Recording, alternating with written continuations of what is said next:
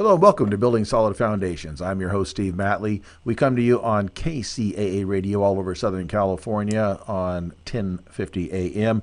If you want to check us out and you're not able to see us live, go to the KCAA archives, or better yet, go to one of our streaming channels. Building Solid Foundations channel is on Roku. It's on Amazon Fire. It is on the Android app. You can also catch us on any of a couple of dozen podcast platforms as well, and we show up on YouTube. So check us out anytime you have a chance. And today we are going to be talking with Lori Davis. Lori Davis is a mentor, an entrepreneur, an educator, certified empowerment facilitator, and an author. She comes to us from Alberta, Canada. Started her business at the age of 12. That was her first business to help support her family. She took time out to receive her education and worked 15 years in the public school system and then left that to pursue entrepreneurial goals, and she's never gone back. That was 38 years ago. She is the founder and CEO of Self-Worth, The Missing Link, a series of over 600 workshops that Lori authored to support others with their healing, learning, personal and professional development. So she is an educator like I am, both in the formal world and the informal world, the business development world. Lori has worked internationally with her products, expanding across all cultures. She serves adults, youth, young children, and the repair and restoration of their self-worth. She's worked virtually since 2002, well ahead of the pandemic trend, 20 years ahead of that, and as well over 25,000 hours delivering her workshops online. Obviously an early adopter. She has been in the broadcasting since 1998 and presently hosts her own television show with the E360 TV 5 days a week. Her last book was a #1 international best-selling compilation book called Ignite the Entrepreneur, where she was invited to submit a chapter alongside with 34 other international entrepreneurs.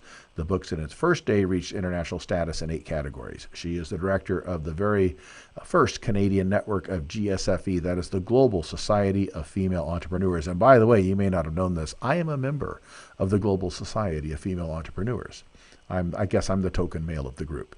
Over the years, Lori has accumulated a multitude of awards for her work in the world. Welcome, Lori. It's great to have you on Building Solid Foundations. How are you up in Canada? Well, thank you for that wonderful introduction. And actually, it's quite beautiful here. We've had above zero temperatures now for about 3 weeks. Snow is melting, and really doesn't make me want to go to California right now. Yeah. Well, Canada's a beautiful place. It does obviously have a little more severe winters than we have, especially in Southern California, where severe winter in San Diego is when the temperature drops below 60 degrees and the wind comes up. We all grab our parkas and complain a lot. And then, of course, in the summer, anything over 80 is considered too hot to even exist. So we are definitely weather wimps down here. And we do see a lot of Canadians in the winter down here. We see lots of Canadians, especially like in Palm Springs area. See a lot of Canadians that come down, the snowbirds, yes, and that's a good way to deal with things, is to be where it's nice at different times of the year. You go wherever it's nice at that time and enjoy it. So welcome, Lori. So you are an entrepreneur. So you worked in the public school system, I assume, in Canada. Oh yes, East Coast. Okay. Many years ago. East Coast of Canada. So in Quebec or in Toronto? No, east on the water. Like Newfoundland.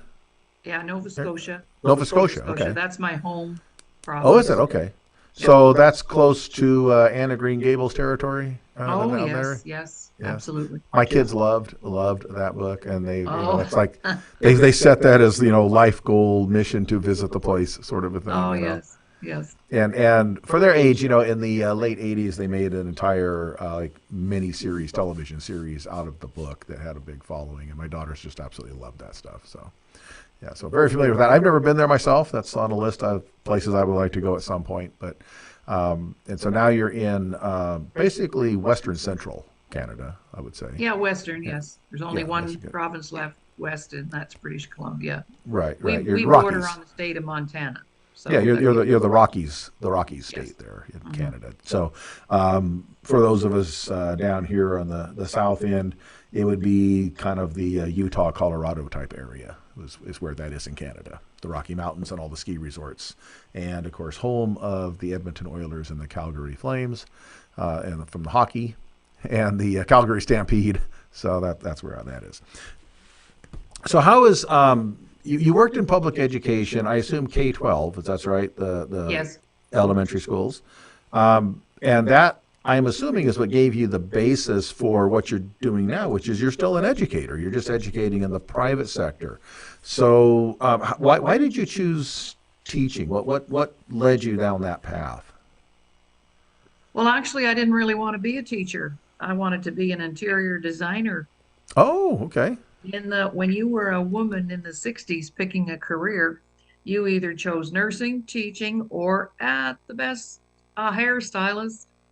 And of course, my family didn't have the means or the way to fund that because in order to get a degree back then in interior design, you had to go to Toronto.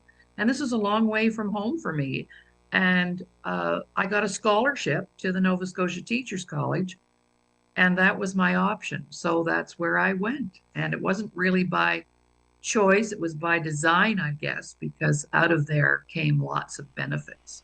And I'll say the irony there is I work right now. I run a construction management program for an architecture college in San Diego.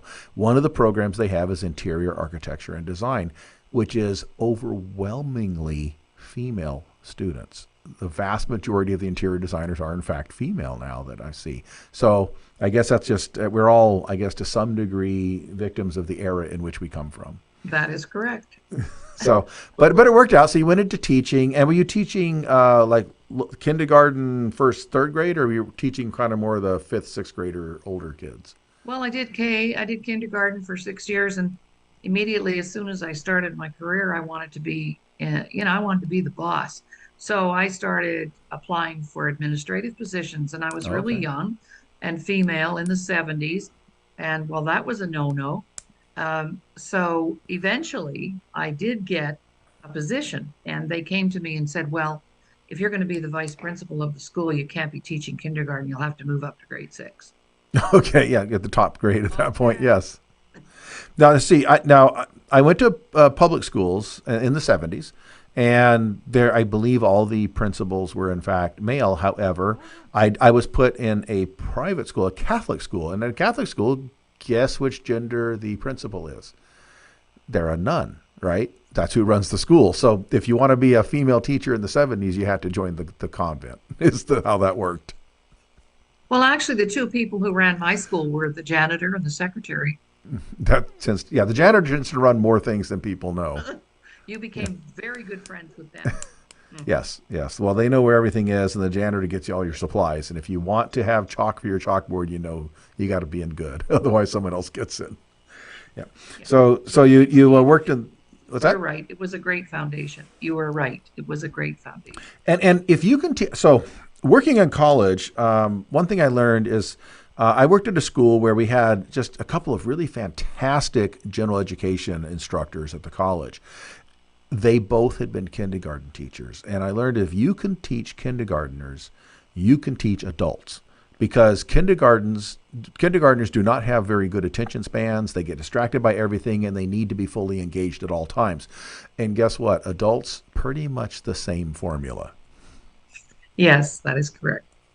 So if you can teach kindergarten, that's a great foundation for being able to teach anybody in a interpersonal and engaging manner. Kindergartners will let you know very quickly when they're bored with the lesson plan. So, okay, so you started that, and then you went into your own private business of teaching. So what prompts that? Why did you decide to? Because usually public education is considered sort of a safe, very steady, solid career. Most people, they're good for life as long as they don't do anything really crazy or radical. They can stay there, get a great pension. They get lots of government holidays off and those things. So what makes you go out of there into the high risk world of running your own operation, and all the everything's on you now. Mhm. Well, I had the opportunity to join, and everybody knows this company, Mary Kay Cosmetics. Oh I was yes. still I was still teaching, and I got invited to a presentation, skincare presentation. And I refused the invitation like five, six times before I actually said, "Oh, all right, I'll go, but it's not my thing." Okay. And I went, and the young lady who did the presentation, I thought, wow, they're teaching us how to do this. I'm all over that. So I asked her if they were looking for people, and she said, I'm just new. I don't know. But anyway, long story short, I made the right calls. And so I started with that organization very part time because I was very busy and my husband was very politically active. So had a busy life. And I thought, well, I just want to do this for fun. Well, 18 months later, I was driving my first pink Cadillac to That's pretty school quick to move up to that level. That's one of the higher from my levels. part-time cosmetic business. And I thought, this is a no-brainer for me because it's about teaching. And I could teach people how to sell better than I could sell. So I ended up being with that company for 12 years. And that's where I acquired a lot of great skills in marketing, selling myself. And Mary Kay was still alive back then and would make trips to Canada because they were opening up Canada. And I was part of that team. So that was another huge part of my foundation. So my formal education was only just the first bit. Then I did that. And then I thought, wow, I learned things about myself I didn't even know. So we're going to take a short break, and we're going to take a short break. We're going to come back and finish up this story. So now we know the base, the foundation and the basis for how you got to where you are, and that's always important to know where that came from. So we are going to take a short break. We'll be right back with Lori Davis. She is an entrepreneur, educator, and empowerment facilitator, and an author. This is Building Solid Foundations. I'm your host, Steve Matley. Don't go anywhere. We'll be right back after this show. Fire Up Connect is the most innovative business networking group, supporting and collaborating with a dozen of small businesses that are interested in building and establishing strong business connections, hosting educational live seminars while carrying out business and community-driven projects, as well as marketing programs as a part of its membership program. Fire Up Connect also offers virtual assistance with a wide range of services including inbound customer support, chat support, appointment setting and email management, graphic designing, video editing, web design and development, social media marketing, e-commerce solution, content writing and much more. For more information, head on over to www.fireupconnect.com. Fire Up Connect, helping success stories unfold every day.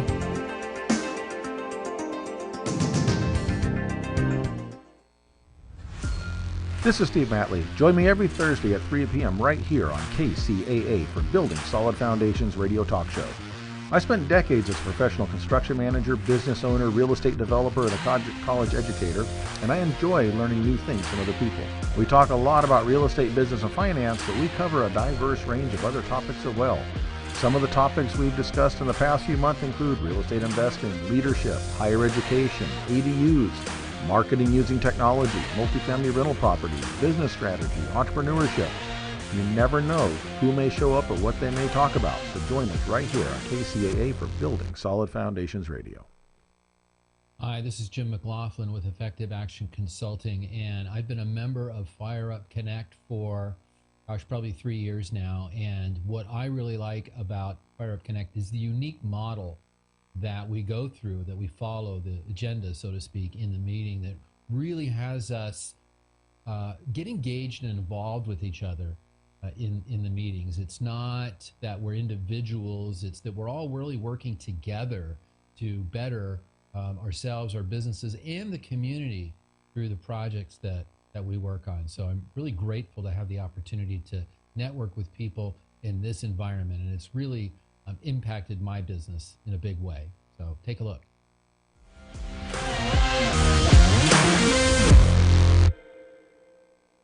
Welcome back to Building Solid Foundations. I am your host, Steve Matley. We are today talking with Lori Davis. Lori Davis is an educator. She is an empowerment coach. She is an author. And she was telling us about her background in educating people. And she was telling us how she originally learned as an instructor, starting in kindergarten and working up into sixth grade, and then joined the Mary Kay organization. And I will say, Mary Kay is an organization I've always thought was fantastic. Obviously, I was not part of it. I wasn't their demographic. But they had, I worked at a school where we were larger than our space allowed, so we rented an adjacent office park building. And one of the units in there, next across from where our classroom was the Mary Kay Training Center.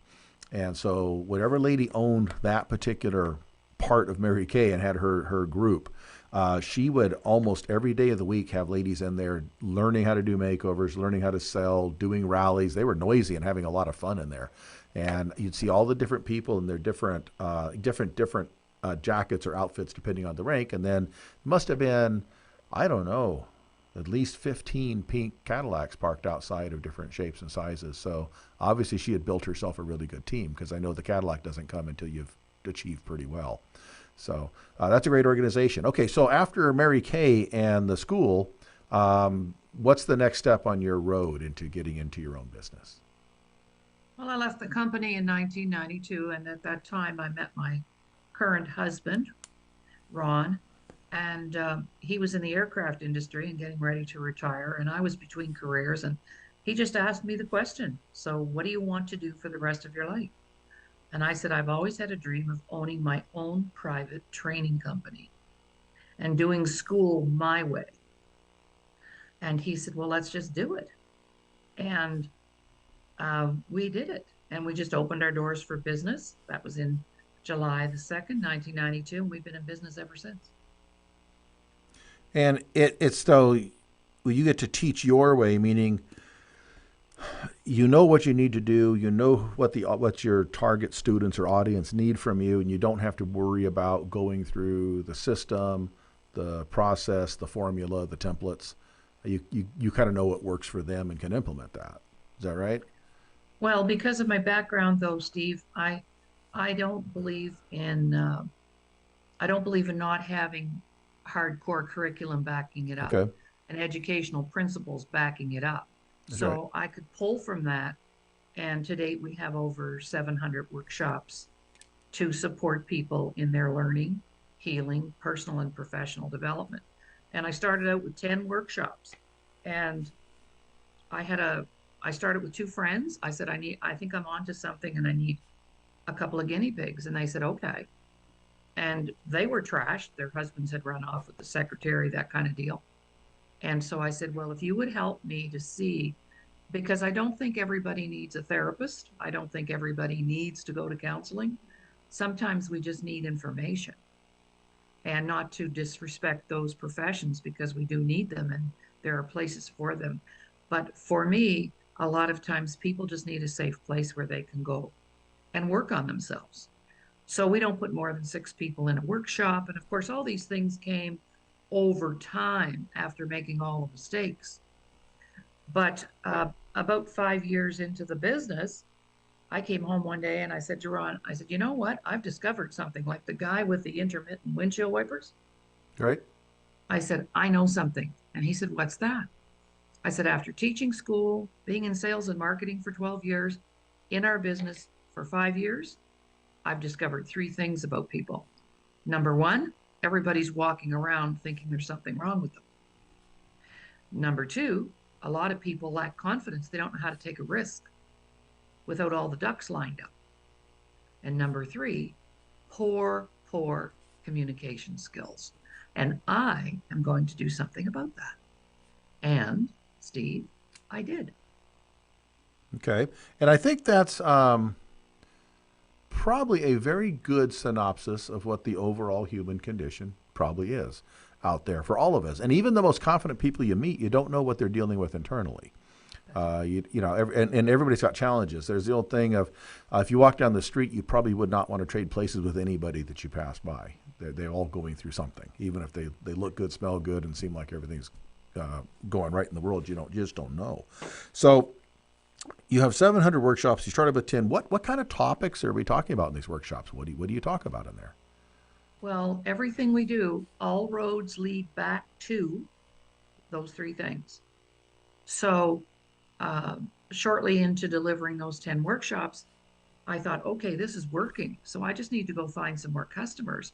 But then I had one of my clients come up to me and say, have you ever thought about developing something for youth? Because they could really use this information and the weekly support. We only do workshops 1 hour at a time. It's not a 3-day seminar where you don't remember anything. after you leave. The success of what we've done has been in the delivery system. And so I said, sure. And then the next thing you know, I have 40 workshops for youth. Okay. And then the next thing is when we were doing that initial core, what we call our core workshops, the two areas that are the most stressful for people, finances and health. So I went back to the drawing board, created 40 workshops in finance and 40 workshops in wellness. And I had some support with professionals to do that. Then I realized, wow, trouble in paradise. Couples need a place to go, not with a room full of people. See, the problem is, Steve, a lot of people go to huge gatherings to try to do their personal work. The marriage weekends and those kind of things. Yeah. Doesn't work. You're not going to feel safe. So Yeah, no, I don't think anybody wants to stand up in a room of 100 couples and announce how messed up their marriage is. No. So we started working with one couple at a time. We call it creating a power couple, because everybody has both parties takes two to make it, two to break it. We have leadership, huge, beautiful components for leadership. I recently developed 100 workshops for entrepreneurs. My first group that I enrolled in that are now they just completed workshop number 87. Wow. Never missing a beat because they love it. Because of the delivery. No more than 6 people in the room. It's like a mastermind group. We've just recently developed a product for worthy Indigenous parenting. So we have a huge Indigenous population here in Canada, and parenting is a huge situation for them. So I just keep evolving and developing as the need arises, but it always comes back to that worthiness. And when I started my work, Steve, I couldn't even find a paper that had been written on self-worth. I couldn't even find a book. It didn't exist. Yeah, I think the earliest book I read that had anything to do with self-worth, I believe, was probably Zig Ziglar's See You at the Top, which was published in I want to say the late 70s. But I don't know how much traction it had back then.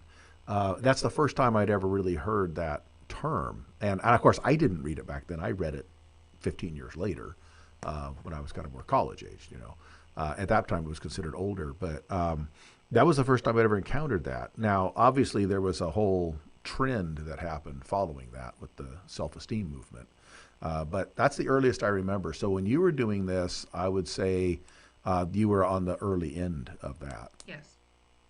Yeah. And because of that, a lot of people in the first stages of this didn't even know what I was talking about. See, right. Zig Ziglar, Mary Kay and Zig Ziglar were very good friends. And yeah, they went to church together in Dallas, yes. Yeah, at our workshops. Now, he would be what we would call a motivational speaker. That's right. He wasn't really someone who supported people. No disrespect here, but he was a sales trainer is really what it was. Yeah, yes. Speaker. And a speaker isn't the same thing as a coach. I don't coach anybody. A coach is a totally different set of skills. A teacher is a different set of skills, but a facilitator and a mentor, those are separate levels of skill. Right. And I took some extensive training around that in '94. And I was the toughest client in the room. Why? Because I'd been a teacher and I was so programmed. I couldn't go to the bathroom. After I left teaching and I was out on an appointment, if it was 10:30, I'd look at my watch and say, do you mind? I have to go to the bathroom and have an apple because it's recent. Yeah, break time. That's right. Yeah, and we get into our routines and our assumptions of how things should work. Programmable. Yes, the human animal lives by habit, and there's reasons. There's a lot of research that went into that, but the reasons for that. I think is it's less, it's efficient. Our brains are less taxed if we can do things repeatedly. It kind of says, okay, well, I guess this is what we're doing, so we'll just automate that. Kind of like when you're working in a Excel program or something, and you say, you know what, if I just automate this, then the numbers will just do their own thing. It makes it easier. You don't have to keep redoing it. And so our brains do the same thing, although sometimes that works to our benefit, and often that does not work to our benefit. A lot of times we program ourselves the wrong way. And then we've got bad habits. Practice makes perfect. Right. Whether even if you, it's the wrong thing. yeah, yes. We can practice to do all the wrong things and be perfectionists at doing the things the wrong way. And sometimes not doing the wrong things, it's just doing them the wrong way. Mm-hmm. So that's a lot of different topics to cover, and I think it's interesting that it seems to fly in the face of a lot of what the people that try to teach people how to put together training programs, what they talk about, how they want to do it. Now, you deliver these things in person, or you're delivering things, you said you adapted to online early, right? We always did things in person. So, I'd have a group of ladies around my kitchen table. I made more money around my kitchen table than I could even think about. But in 2002, I had a phone call from a client of mine in British Columbia. Now, I'm on the East Coast, he's on the West Coast, and I had a facilitator there. But he was very high tech, and he phoned me and he said, Lori, there's a new way to deliver information. It's called VoIP, Voice over Internet Protocol. Oh, yes. Now, Steve, I got to tell you, at the time, I had a computer, but I didn't know how to use it. Yeah. We're talking 2002. I had one in the office for admin and so on. So, but I trusted him, and I said, so what do I need to do? And he said, well, there's no camera or anything. It's just voice. But the way that you deliver your workshops online would be perfect. So I enrolled with this company in Texas, cost me like $300 a month. That was a lot of money back then to be online. Now, what's Zoom? 21 bucks a month? Okay, good on us. And 3 months, and I convinced all my facilitators, because I've always had a team, to upgrade their computers, get a computer, because we're going online. This would make us international overnight. And when you lived in my neck of the woods on the East Coast, this was a godsend. Right. So anyway, they did all that, and 3 months later, the company went bankrupt. Oh, wow. Now we don't have the service. I had a group of blind clients at the time, and one of my girls said, did you know that blind people have been using this technology for a long time? We'll go and visit our tech support for the province, and he'll build you a classroom. I said, Great. okay. So we go to see him. He's blind. He was blind at birth, Jim. And he built me a classroom. I could put 15 people in it. That was it. But that suited me perfectly because I only put 6 people in a workshop. Perfect. So we went from.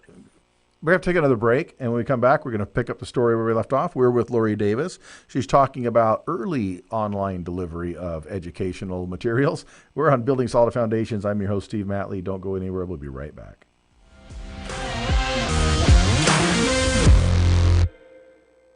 FireUp Connect is the most innovative business networking group, supporting and collaborating with a dozen of small businesses that are interested in building and establishing strong business connections. Hosting educational live seminars while carrying out business and community-driven projects, as well as marketing programs as a part of its membership program. FireUp Connect also offers virtual assistance with a wide range of services including inbound customer support, chat support, appointment setting and email management, graphic designing, video editing, web design and development, social media marketing, e-commerce solution, content writing and much more. For more information, head on over to www.fireupconnect.com. FireUp Connect, helping success stories unfold every day.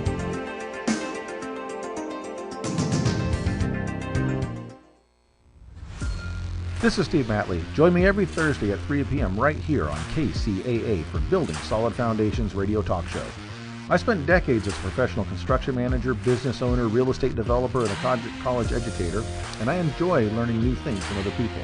We talk a lot about real estate, business, and finance, but we cover a diverse range of other topics as well. Some of the topics we've discussed in the past few months include real estate investing, leadership, higher education, ADUs, marketing using technology, multifamily rental properties, business strategy, entrepreneurship. You never know who may show up or what they may talk about. So join us right here on KCAA for Building Solid Foundations Radio.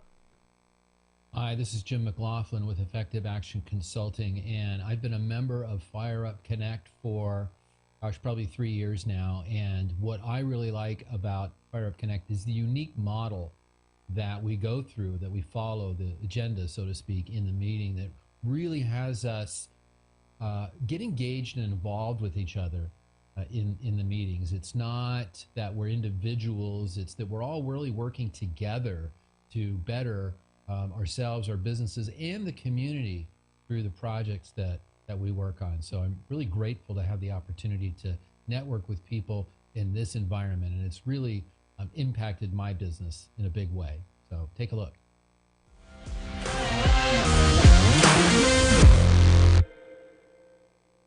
Welcome back to Building Solid Foundations. I'm your host, Steve Matley. We are with Lori Davis. She's coming to us today from Alberta, Canada. We've been talking about her journey through education and then sales training and into her creating her own enterprise, where she was identifying the needs of people and how to create an education program to solve those issues, to solve what are people's deepest needs that they need to be met. And she listed a lot of different topics that she covers, and all of those are things that seem pretty universally applicable. So when we left off before the break, she was explaining her adventure online involved early adoption of an online learning management system that ended up disappearing, and how her blind clients who had been using that technology for a long time hooked her up with someone that could design it. So he designed for you a virtual classroom that could hold up to 15 students. And so take us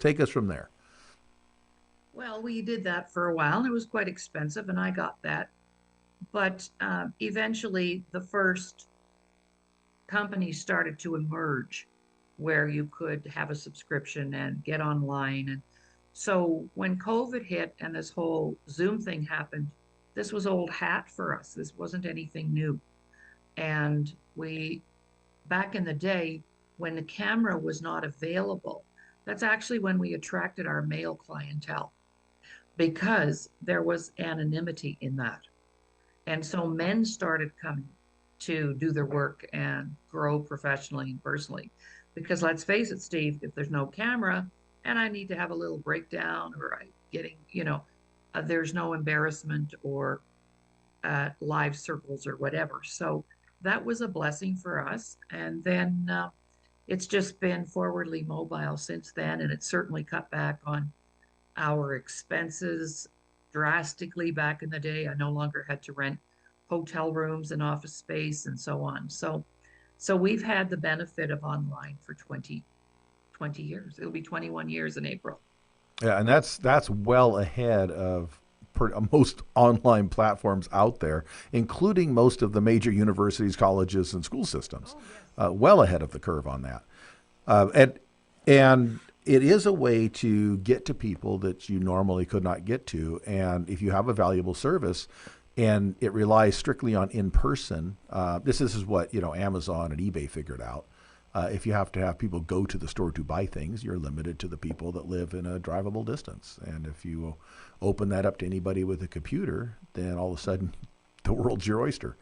You have to ship it. And you don't have to ship things. You're delivering learning. So you don't even have the second step of trying to find out how to ship a product. So, well, we did, it's getting less and less, but for years we shipped workbooks and product. And my first international client was a group of people from Taiwan. Dr. John Lin, psychiatrist, he put all of his professional staff into my workshops. And I ended up actually going there for 2 weeks. This was in 2007, to train them up so they could deliver the program. And that was our first translation. Our core empowerment program was translated then into Chinese. So that was our first language transfer. And that's 7 years after, only 5 years after being online. So then the next step was, it's been translated into Spanish and German and French. And it just really expanded that whole opportunity for us. But now we're digitizing all of our workbooks so we can just send them out digitally, because shipping went up 230% during COVID. yes. And we didn't want to put that cost on our clients anymore. Well, yeah, and you can deliver things in a PDF format to anybody yes, nowadays. Absolutely. Yes, absolutely. Right.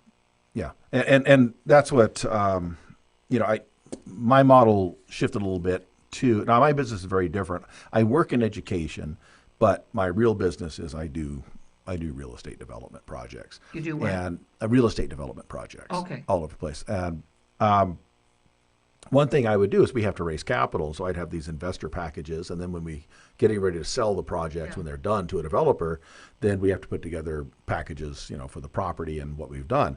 And especially with the investors, I would always meet face to face with them. I talk with them. We meet. I give them a booklet, the whole thing. And obviously, in the pandemic, we could not do that. No. And so we were forced to do everything remotely. And now the idea of printing one up and sending it out just doesn't make any sense to me. No, I know. I can put it in a PDF and send it out, and you've got your information. If you want to meet me face to face, we'll set something up. But there's really no need to. I can Zoom. I can Teams. Yes, I can do absolutely. whatever. Yeah, I can even FaceTime you, whatever on the phone. Absolutely. So if you want to look at me, and I get that, because a lot of times in my business they want to look at me in the eyes while I'm talking to them, which I don't blame them. So, but we can do that now. Education wise, and here's it's because you were in this so much earlier than most people. The school I work at is primarily architecture and design. I run probably the only non-design based program because I run construction management, which is like a business discipline. But they had a real issue with how to go on. We were forced to go online, and this was faculty. A lot of the faculty were of the idea that you cannot possibly teach architecture online. You have to be in the studio. You have to be in the collaborative environment. You have to be where everybody's standing around critiquing the plans and putting their 2 cents in. And they didn't have a choice because it was either that or we don't do school. Which is a problem for the students and the faculty, right? Paycheck stop and progress towards your degree stops. So we had basically 2 weeks to figure it out. And all of a sudden, okay, well, there's Teams and there's Zoom and there's Miro and there's all these different applications that allow us to do this. And there's applications where you can put a document up and people in different places electronically can at the same time be in it. So there's your studio experience. And of course, they're back on ground now, but it did change the mindset a lot. And, the idea that you were doing this 20 years before the pandemic ever hit, that's pioneering is what that is. Yeah, I've done a lot of that. Well, I've had people say to me, you can't be teaching this stuff. You're not a psychologist. You're not a therapist. I said, well, I'm not a counselor either. I don't counsel anybody. We educate people. It's called teacher. workshops. Yeah, it's a teacher. I have credentials to teach, so that's what we do. That's right. That's right. And I have taught subjects that I don't have a doctorate degree in. It doesn't mean I can't learn the information, assimilate the information, and pass it on to other people. Yeah. So yes, and I created that too. I duplicated. I have duplicated myself. I've always had a team of facilitators that I certify to teach my stuff. Right. Well, obviously, you'd have to now that you're doing it in multiple languages, unless you want to go back and learn half a dozen new languages. Even before that, I realized, wait a minute here. I'm not going to be able to do this all by myself. Right. Especially with the small groups you have. You have these cohorts of 1 to 6 people. You obviously could not scale that if you were doing everything. No. But my first group, Steve, you know how you do, if you're going to mess up, do it with a small group of people. That's so right. It doesn't ruin your reputation. But my first group started with 2 friends. 6 weeks later, I had 28 people coming to my little postage stamp office for the workshops because they kept bringing people. Okay, so your friends had a good experience then. This isn't going to work. You can't do your work in a room full of 28 people. So that's how we scaled it down eventually. But anyway, trial by error. Right. And you got to figure those things out. And when you're doing a lot of the topics that you're getting into, I think you have to find that sweet spot of, okay, this is enough people to create conversation, dialogue, and exchange of ideas, but it's not so many people that people don't want to share. It's not enough people that nobody gets a chance to say what they need to say, or there's a balance in there. Oh, big time. And when you go to, let's say we go to a speaker or we go to a seminar or workshop and there are 500 people in the room and it's a lecture setting, the retention rate there is only 2% of implementation. Right. So you don't really learn anything if you don't implement it. If you're getting And- all kinds of information and you're not doing anything with it, That's well, you right. might as well not even bother. Well, and that's what makes me think of the most public universities with these 500 to That's the 800 system. people, freshman English classes and things. You're going, okay, nobody in here is learning a thing. This is a show up and check this off of your transcript. That is And correct. and you leave with nothing but an emptier pocket and an expensive textbook and basically a waste of time. Is what it is. We're going to take another short break. I hate to be so cynical about education because I like education, but that's kind of my thought of those.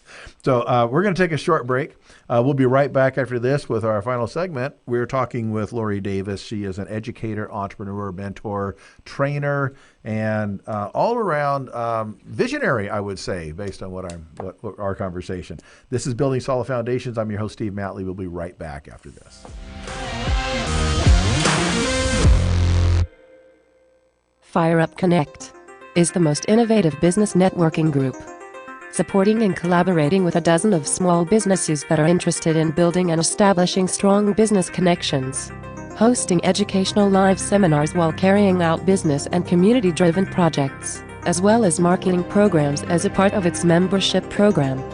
Fire Up Connect also offers virtual assistance with a wide range of services including inbound customer support, chat support, appointment setting and email management, graphic designing, video editing, web design and development, social media marketing, e-commerce solution, content writing and much more. For more information, head on over to www.fireupconnect.com. Fire Up Connect, helping success stories unfold every day.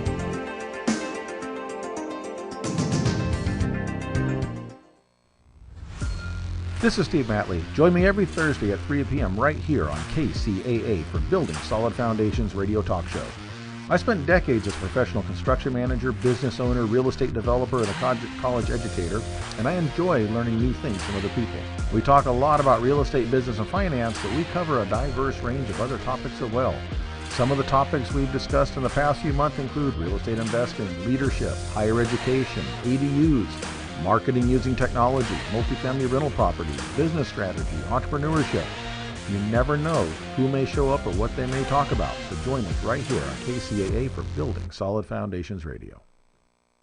Hi, this is Jim McLaughlin with Effective Action Consulting, and I've been a member of Fire Up Connect for, probably 3 years now. And what I really like about Fire Up Connect is the unique model that we go through, that we follow, the agenda, so to speak, in the meeting that really has us get engaged and involved with each other in the meetings. It's not that we're individuals, it's that we're all really working together to better ourselves, our businesses, and the community through the projects that we work on. So I'm really grateful to have the opportunity to network with people in this environment, and it's really impacted my business in a big way. So take a look.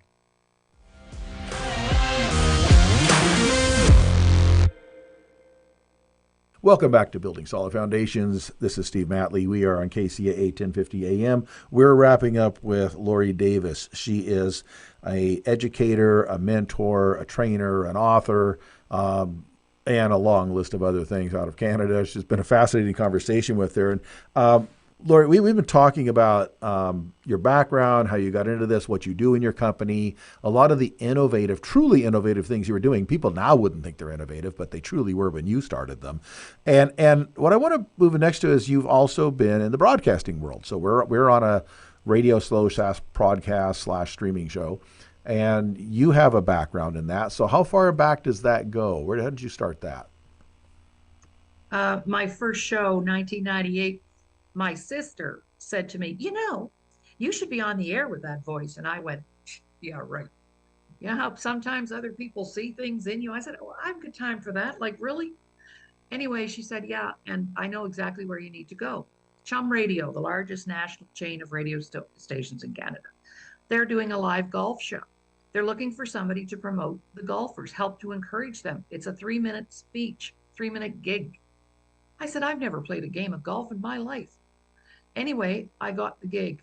I drove an hour. Back then it was mainstream. You had to go to the studio and everything. And I got on there for 3 minutes and would drive home. I did that for 6 months. Loved it. Oh. Then they said, hey, they're looking for a talk show host on Sunday night. You'd be great. You should put a proposal in.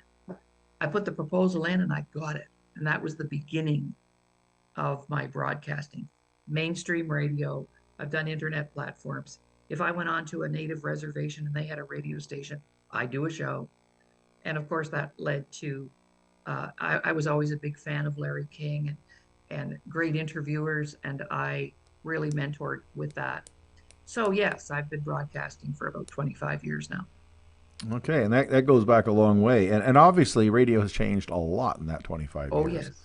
It's a very different world. And you mentioned Larry King. He was radio, but he was also television. He was very early on the cable systems.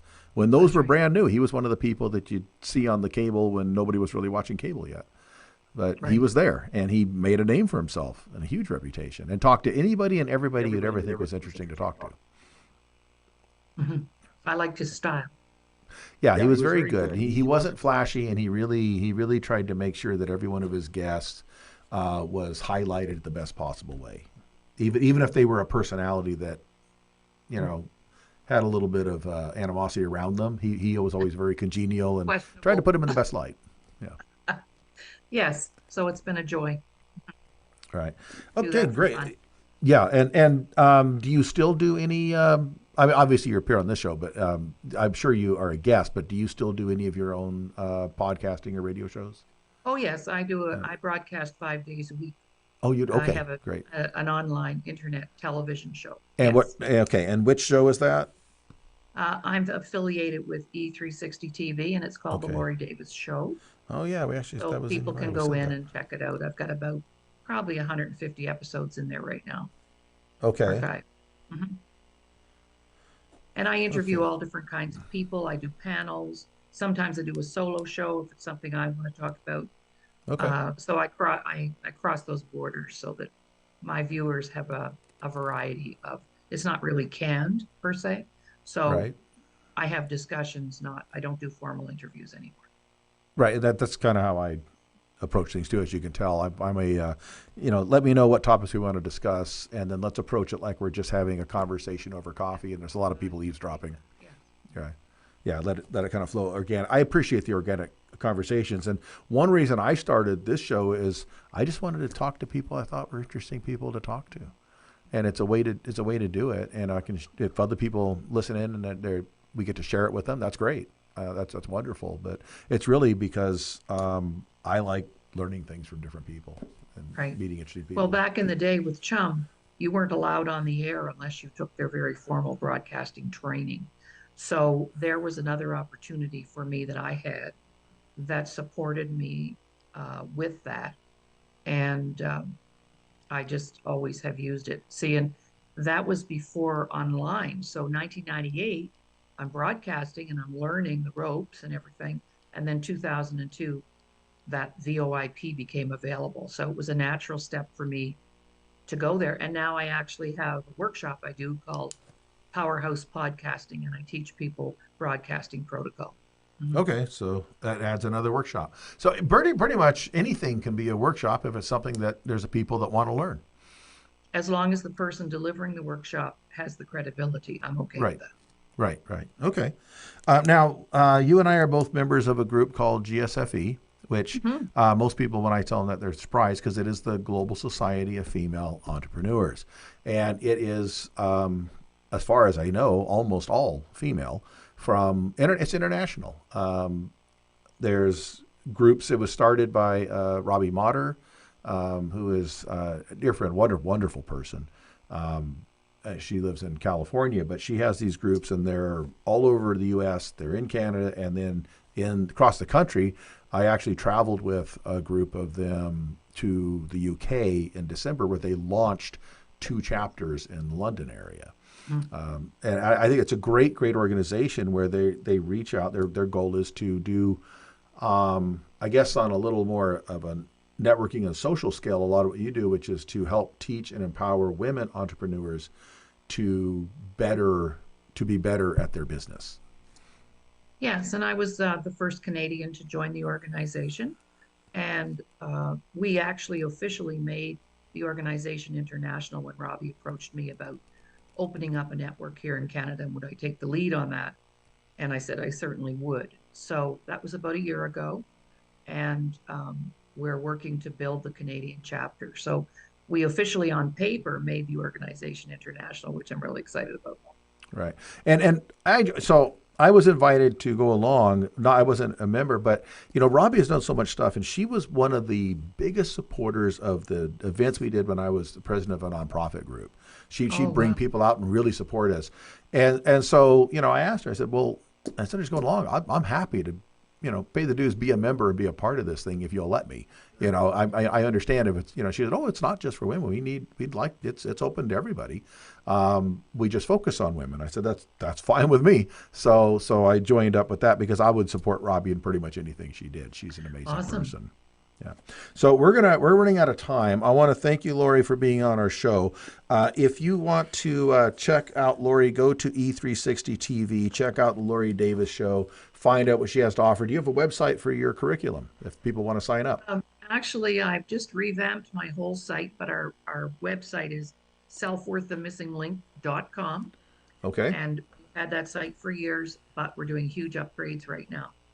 Fantastic. So you want to check out Lori Davis, find out what she has to offer, check out her programs. And if you need anything, you can also go to the Lori Davis Show at gmail.com to email her, the Lori Davis Show at gmail.com. This is Building Solid Foundations. I'm your host, Steve Matley. And until next week, go do something different this week.